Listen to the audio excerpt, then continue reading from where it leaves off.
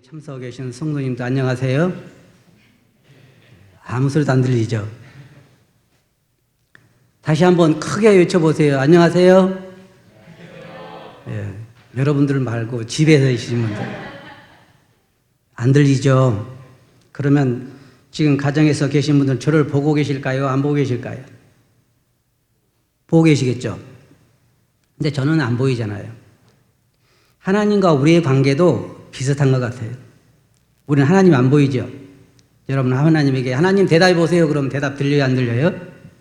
잘 안 들리는 것 같죠? 그런데 하나님은 다 보고 계시죠. 이 시간 가정에서 여러분들 저를 보고 계신 것처럼 하나님은 우리들을 보고 계십니다. 우리 호세아서 6장을 보겠습니다. 호세아서 6장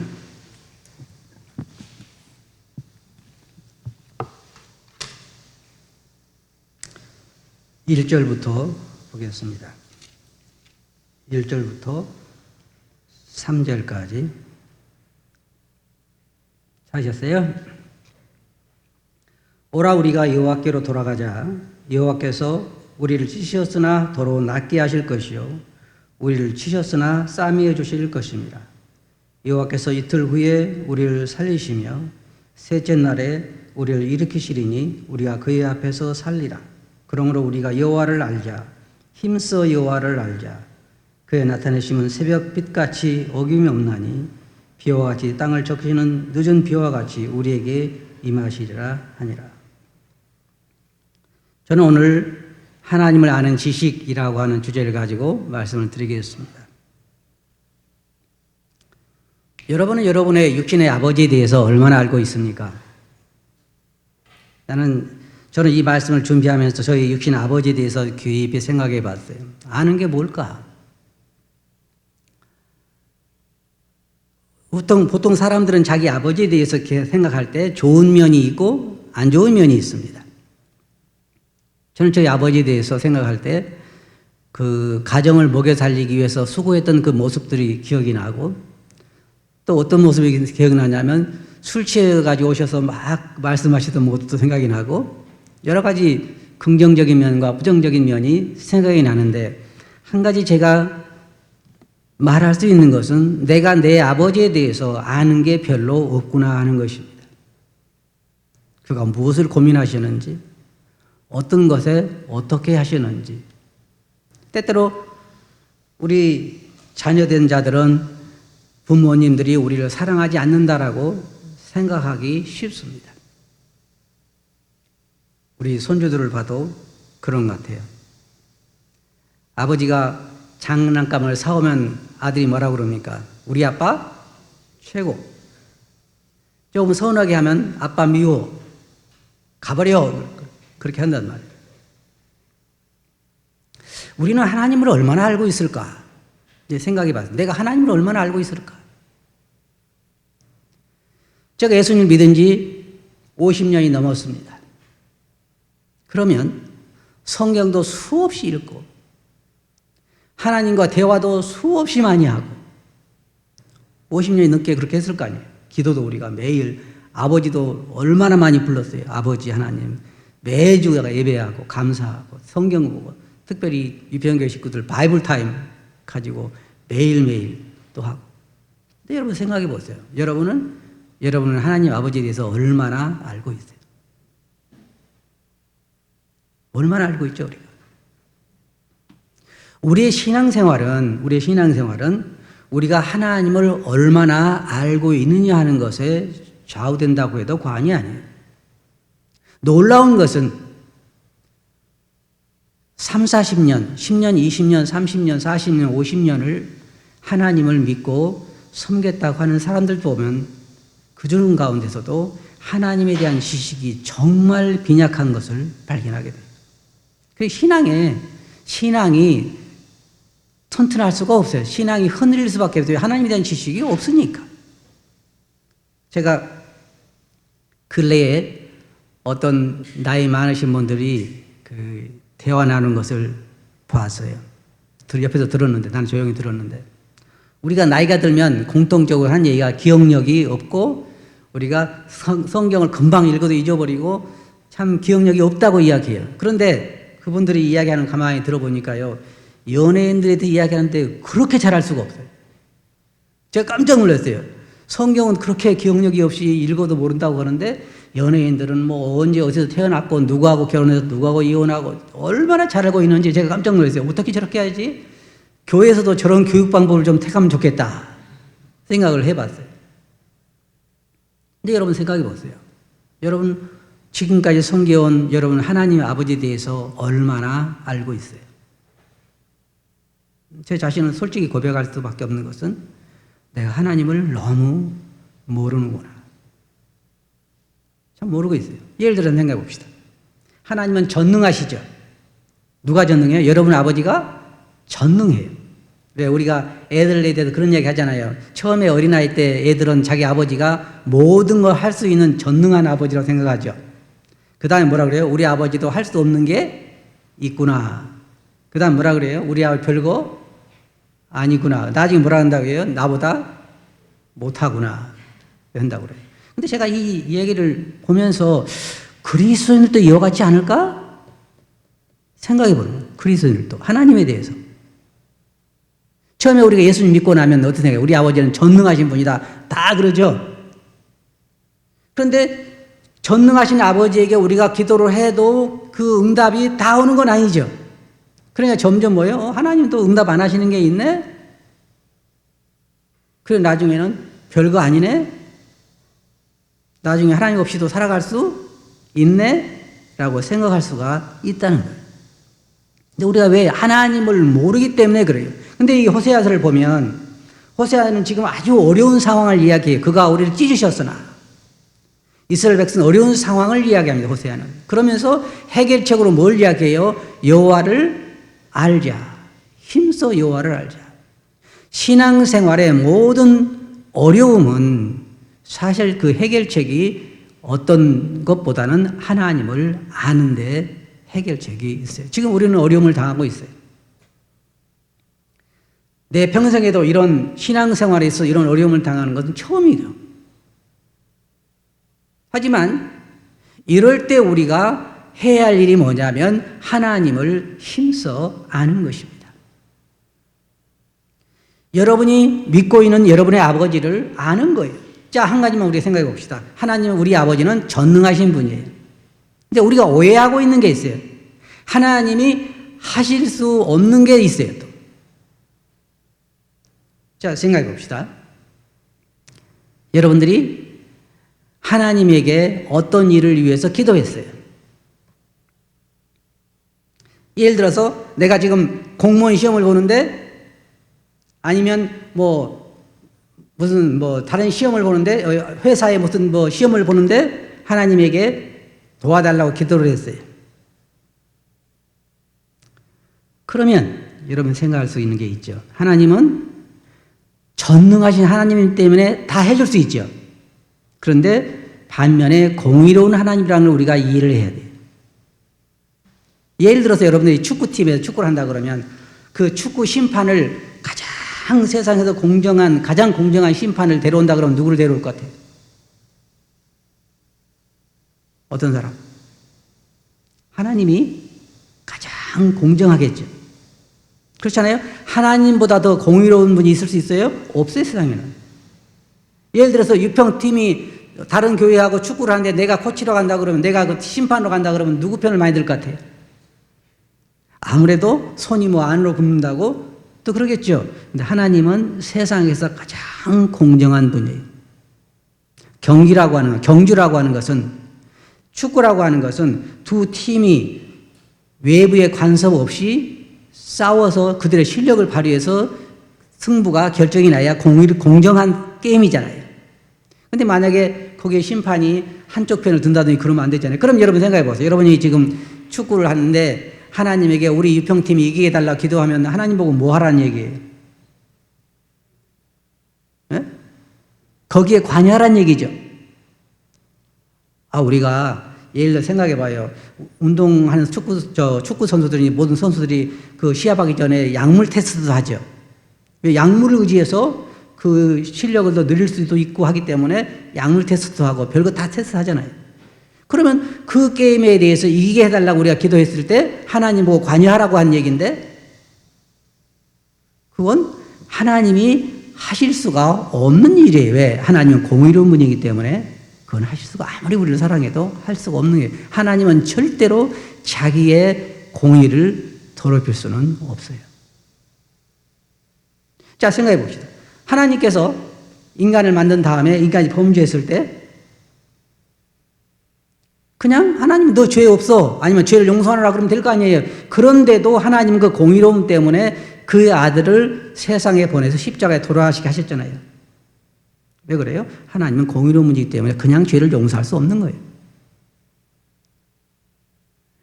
하나님이 하실 수 없는 게 있죠. 여러 가지 많아요. 또 참 내가 하나님을 모른다는 게 너무 많다는 게 너무 하나님을 우리 아버지를 모르고 있다는 게 왜 많이 늘 체험을 하냐면 예를 들어서 내가 고기 낚는 그 얘기도 예를 많이 들잖아요. 자, 고기를 낚고 있어요. 그러면 누가 제일 많이 잡기를 원해요, 나는? 저들보다는 내가 더 많이 잡게 해주기로 하죠. 저는 이렇게 기도해요. 하나님, 이 바다의 고기가 다 누구 겁니까? 그리고 저 사람들은 안 믿는 사람들이고 나는 믿는 사람인데 누가 많이 잡아야 되겠습니까?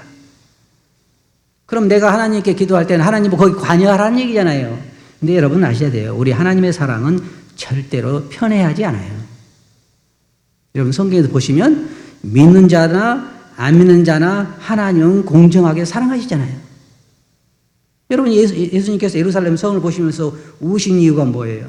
내가 너희를 모리한 것이 몇 번이다. 저는 이렇게 생각해요. 하나님은 단 한 영혼이라도 눈물 없이 지옥에 가게 하지 않을 것이다. 맞아요? 자, 생각해 봅시다. 우리는 지금 어려움을 당하고 있어요.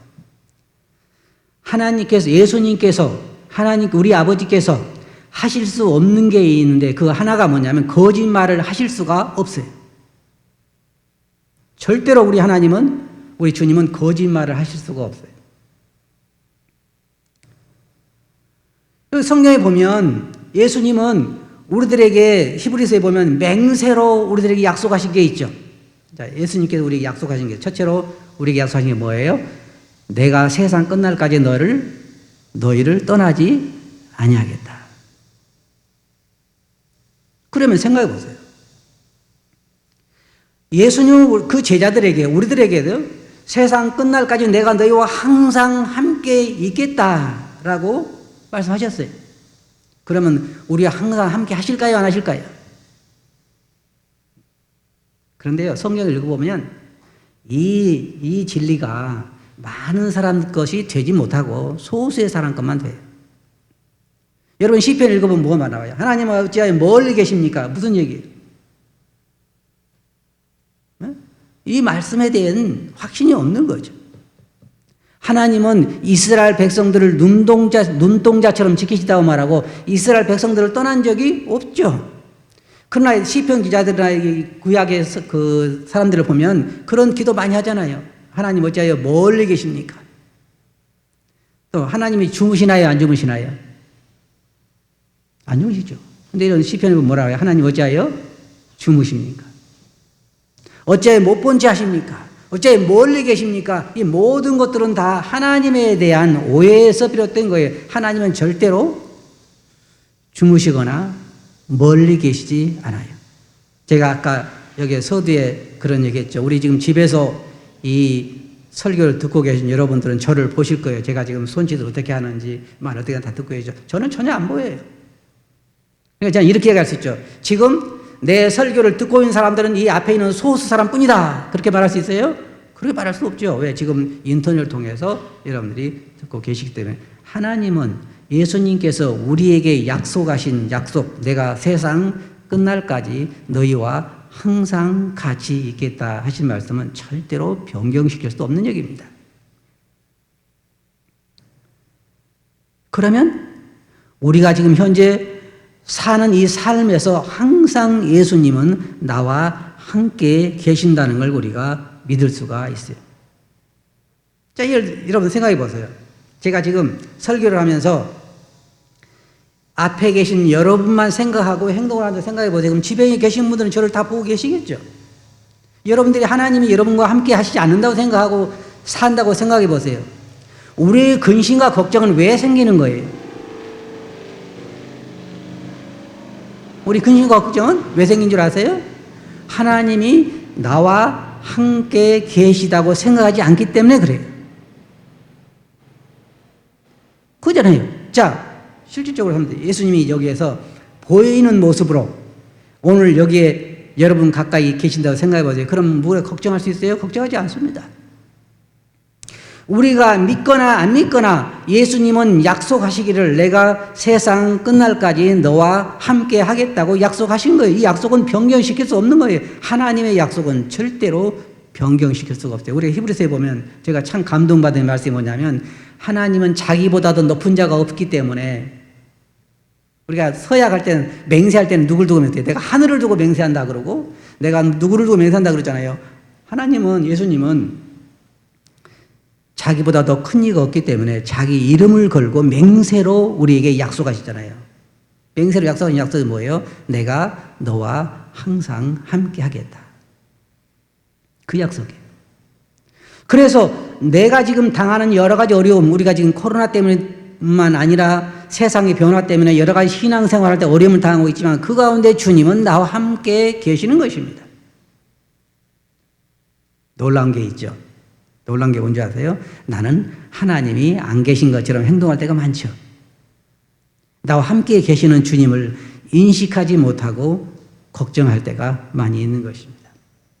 또 한 가지 주님께서 우리에게 약속하신 게 있어요. 그게 뭐냐면 우리의 먹을 것과 입을 것을 염려하지 말라고 말씀하십니다. 우리가 성경에 보면 예수님이 말씀하셨죠. 공중의 새를 보라. 참 신기해요. 새들은 창고도 없고 냉장고도 없어요. 일도 하지 않죠. 그냥 잡아먹기만 하잖아요. 다니면서.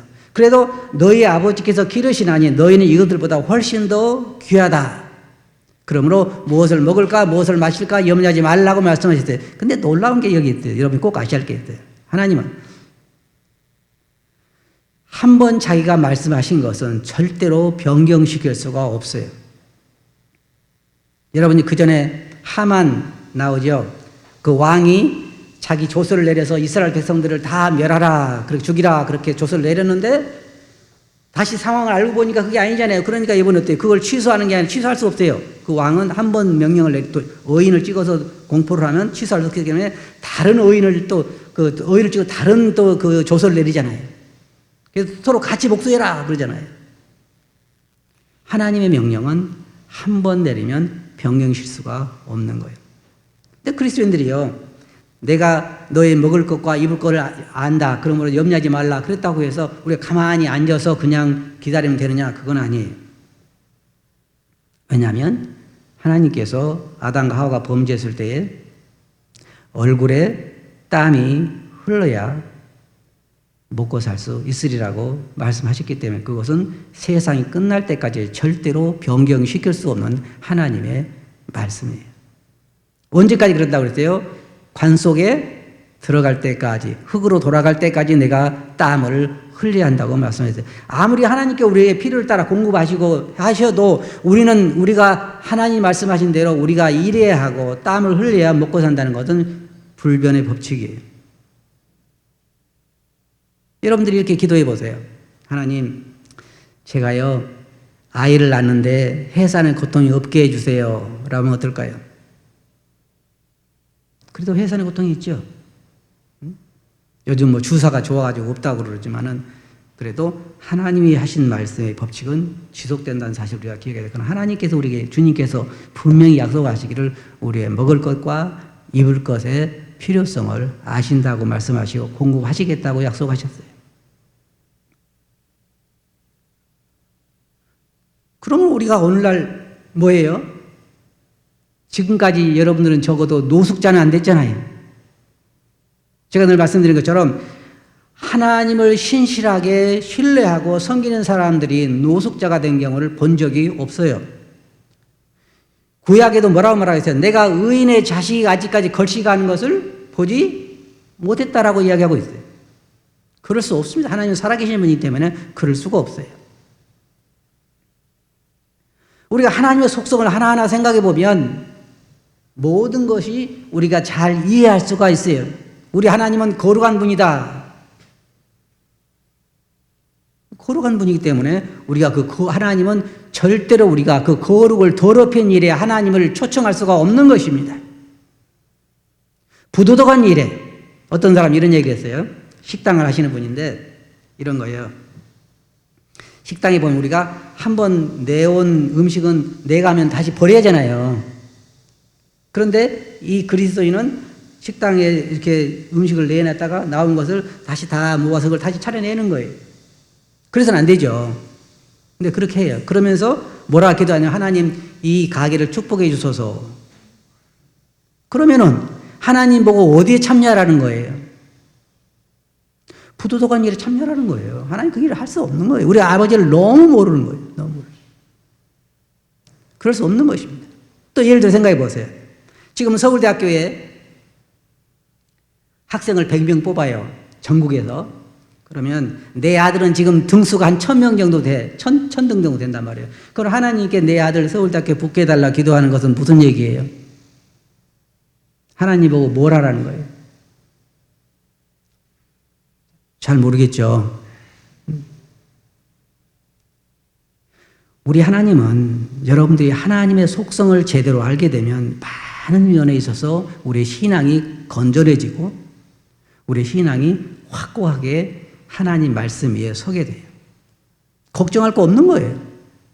주님 뭐라고 말씀하셨어요? 너희 염려를 다 주께 맡겨버리라 그랬잖아요.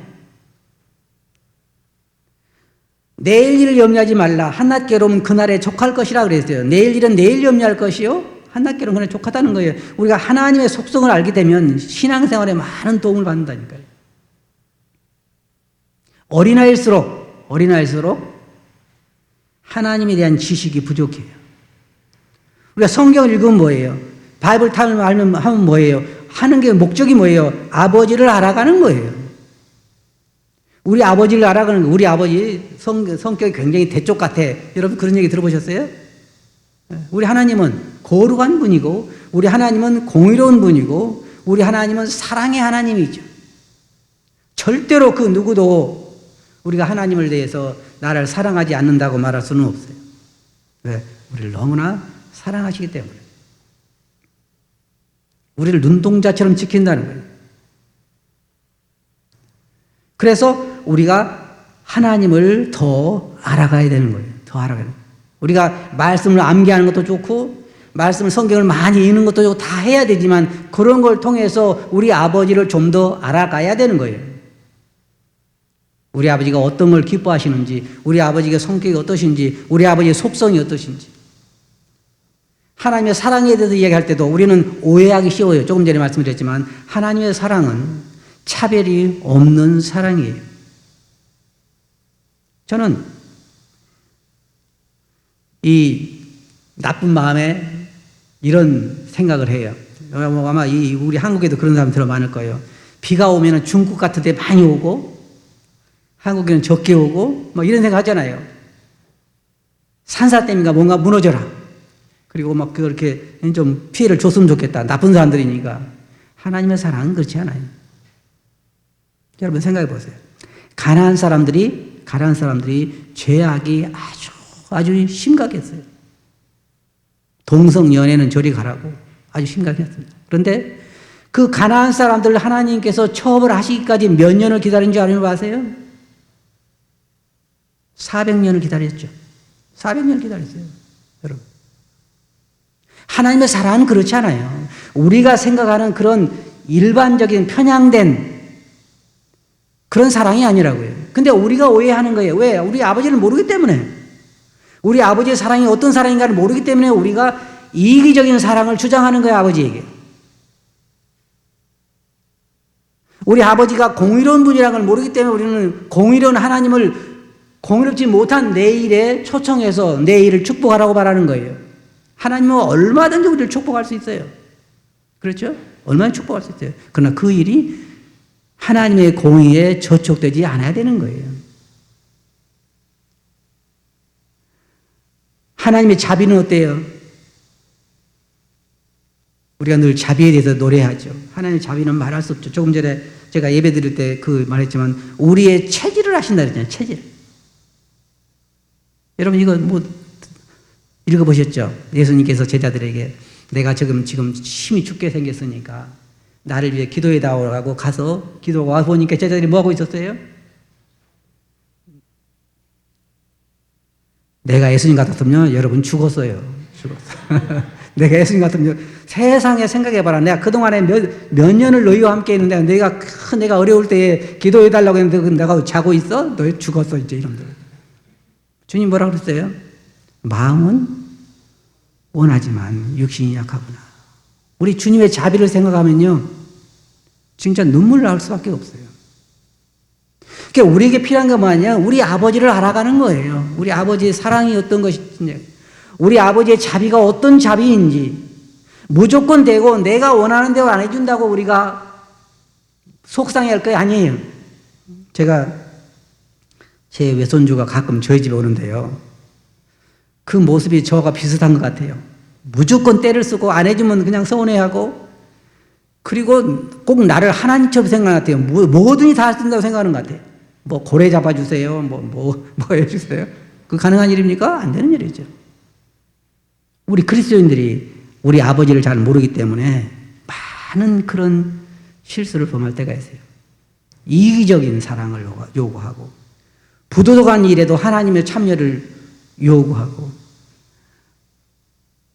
많은 여러분들이 우리가 기초편인가 인문편인가 보면은 그게 나오잖아요. 하나님의 속성이 나오잖아요. 고유한 속성 나오고 상대적인 속성이 나와요. 여러분 그걸 잘 공부해 보면 좋아요.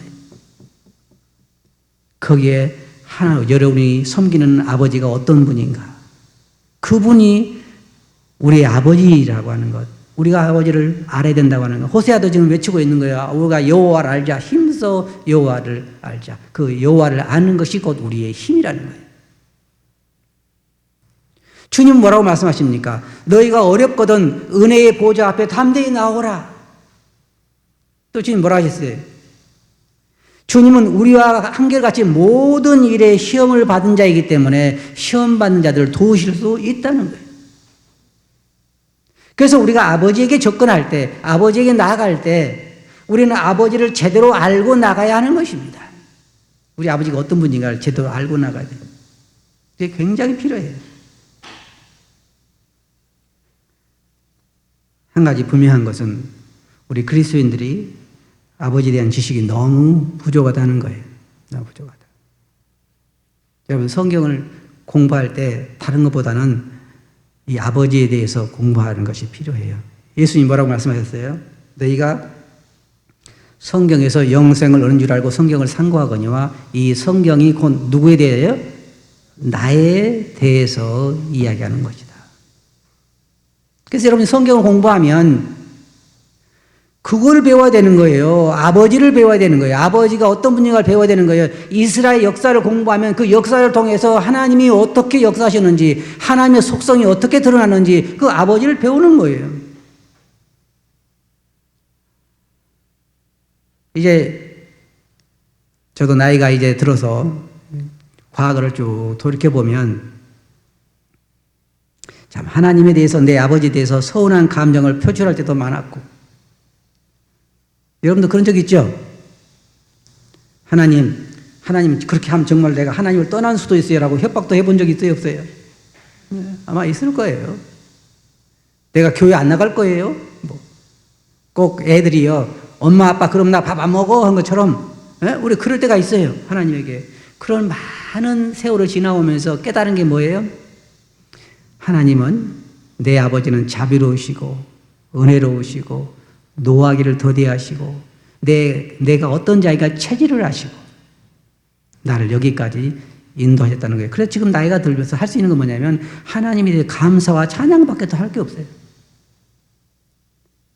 하나님을 알아가는 것, 그게 굉장히 중요한 거예요.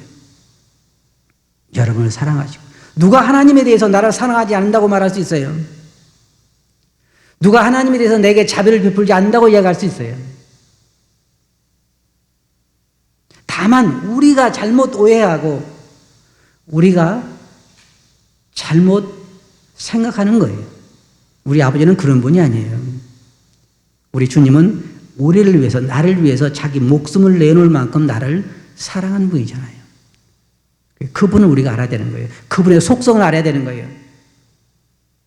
만약 그분이 편지하신 분이라는 걸 안다면, 세계 어디든지 계신다는 걸 안다고 하면 우리는 절대로 기도할 때 하나님 어찌하여 나의 사정을 모르십니까? 또 어찌하여 멀리 계십니까? 라고 말할 수 없고, 하나님은 전지하신 분이라는 걸 안다고 하면 하나님 내 사정을 어떻게 모르십니까? 라고 이야기할 수 없다는 걸 잘 알죠. 나보다 더 잘 아시죠.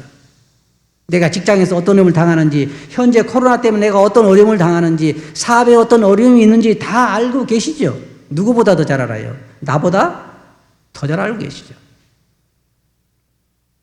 그러면 왜 하나님은 마치 내가 볼 때 가만히 계신 것처럼 보일까요? 우리가 생각해 볼 필요가 있어요. 하나님은 처음부터 끝까지 다 보시죠. 아무리 그래도 자녀의 생각과 부모의 생각은 다릅니다. 나중에 우리가 하늘나라에 가게 되면 무릎 꿇고 하나님께 감사하게 될 거예요. 정말 하나님 고맙습니다. 감사합니다. 여러분 이럴지 모르죠. 하늘나라에 가가지고 하나님, 아버지, 제가 그동안 아버지에게 서운한 감정이 많았어요. 그럴지도 모르죠. 그것은 다 우리의 오해에서 비롯된 것입니다. 결론적으로 말씀드리면, 우리의 신앙생활에 현재 이것을 어렵지만 저도 그걸 많이 생각을 해요. 우리가 옛날에 만찬 예배를 드리고 애찬을 나누면서 교제하고 서로 즐겁고 또 애찬 후에도 커피를 마시면서 교제할 때가 얼마나 그리웠던가. 그런데요, 그러나 아직도 우리는 온라인을 통해서라도 이렇게 서로 설교도 하고 교제할 수 있는 자유가 주어져 있어요. 앞으로 어떤 어려움을 올지 우리는 아무도 몰라요. 네, 여러분 한 가지 기억하세요. 아무리 사회적인 여건이 우리를 분리시켜 놓는다 할지라도, 아무리 사회적인 여건이 우리를 핍박하고 우리를 어렵게 만든다 할지라도, 정치적으로나 경제적으로나 도덕적으로나 아무리 우리를 억압한다 할지라도 거기에 언제나 우리 아버지는 계시고, 거기에 언제나 우리 아버지는 우리를 사랑하시고 우리를 보호하시고 우리에게 공급하시고 세상 끝날까지 우리에게 그렇게 하실 거라는 거예요. 어떻게 알 수 있죠? 예수님께서 맹세로 약속하셨어요. 맹세로. 세상에 지금 정치인들은요, 밥만 먹으면 거짓말하죠. 그렇잖아요. 입만 열면 거짓말해요. 금방 했던 말 안 했다고 그래요. 우리 하나님은, 우리 아버지는 절대로 거짓말을 하실 수가 없는 거예요. 그럼 여러분이 우리 아버지에 대해 제대로 안다고 하면, 정말 제대로 안다고 하면 우리는 그 안에 안식할 수 있어요. 제가 여러분들 아까 여쭤볼게요. 하나님이 우리에게 주시는 이 평안과 안식은 환경에 따라 달라질 수 있습니까? 경제적인 상황이 좋아지면, 정치적인 상황이 좋아지면, 아니면 주위의 환경이 달라지면 우리가 이 주님이 주신 평안과 안식에 거할 수가 있어요. 주님 우리에게 하신 말씀이 무슨 말씀이에요? 내가 주는 평안은 세상이 주는 것 같지 아니하리라. 진정한 평안과 진정한 안식은 우리가 아버지를 아는 데에 있어요. 하나님을 얼마나 아느냐.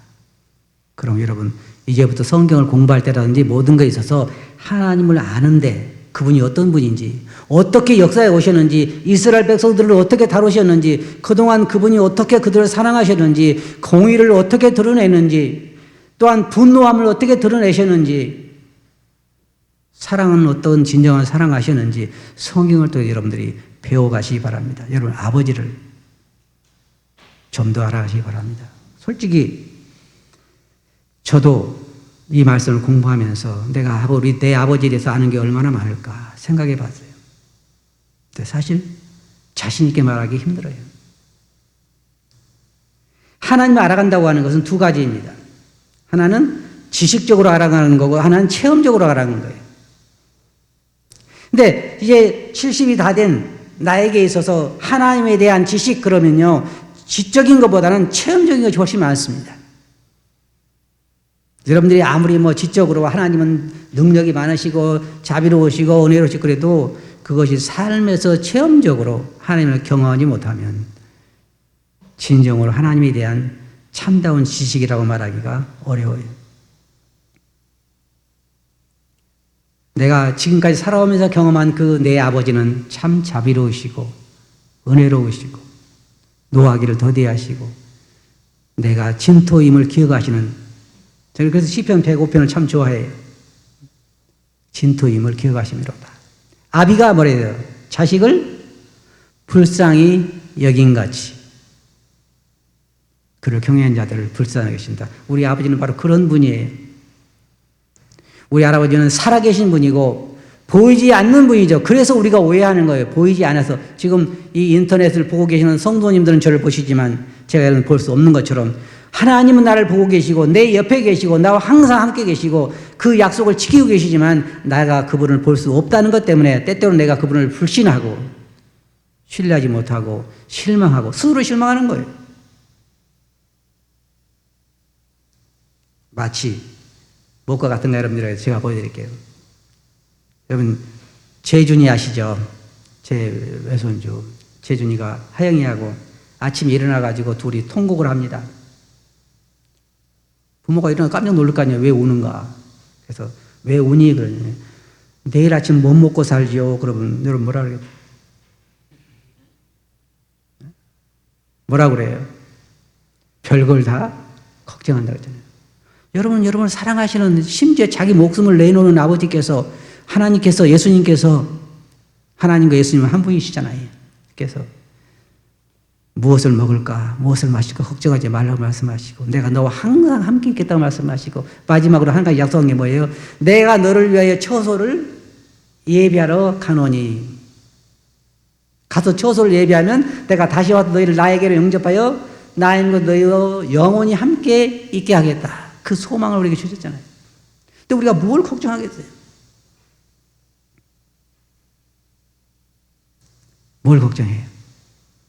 여러분이 코로나 때문에 답답하고 어렵고 사업도 안 되고 또한 직장도 어렵고 직장에 잘리게 생겼고 잘리기도 하고, 그러나 여러분 꼭 기억하시기 바랍니다.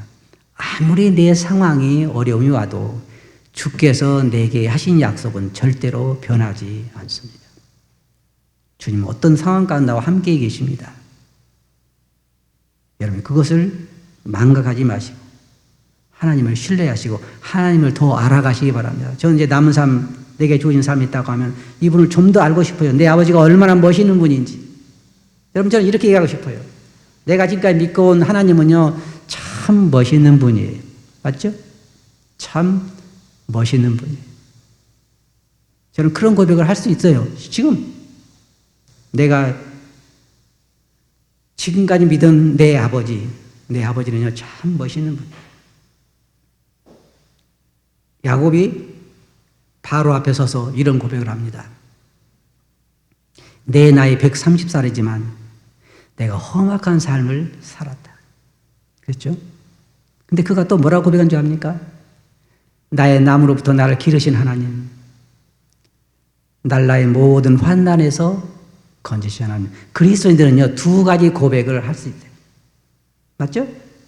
사도 바울은 말했어요. 내가 헐벗고 굶주리고 두들겨 맞고 정처가 없고 그렇게 고백을 하죠. 험난한 삶을 사는 거예요. 여러분 마찬가지예요. 하지만 또 한편은 무슨 고백을 해요? 나의 남으로부터 나를 기르신 하나님, 나를 나의 모든 환난에서 건지신 하나님. 그런 고백을 우리는 두 가지 고백하게 돼요. 이게 그리스도인 특징이에요. 그리스도는 두 가지 고백을 하게 돼요. 우리가 그리스도인이 되고 놀라운 아버지를 모시고 있다고 해서 우리 삶이 편하다는 얘기는 아니에요. 야곱의 삶이 그랬고 바울의 삶이 그랬고 모세의 삶이 그랬고 모든 위대한 신앙들의 삶이 두 가지 고백이에요. 하나님이 함께 하시는 삶, 고난이 넘치는 삶. 우리 아버지가 바로 그렇게 멋있는 분이라는 여러분 기억하시기 바랍니다. 우리가 늘 연약해서 그렇지만 우리 하나님은 참 멋있는 분이에요. 이 어려운 시기에 여러분 아버지를 더욱 신뢰하시기 바랍니다. 아시겠죠? 기도하겠습니다. 걸어가신 아버지 하나님, 참 아버님은 멋있는 분이고 영원토록 찬양을 받아야 할 분인 것을 고백합니다.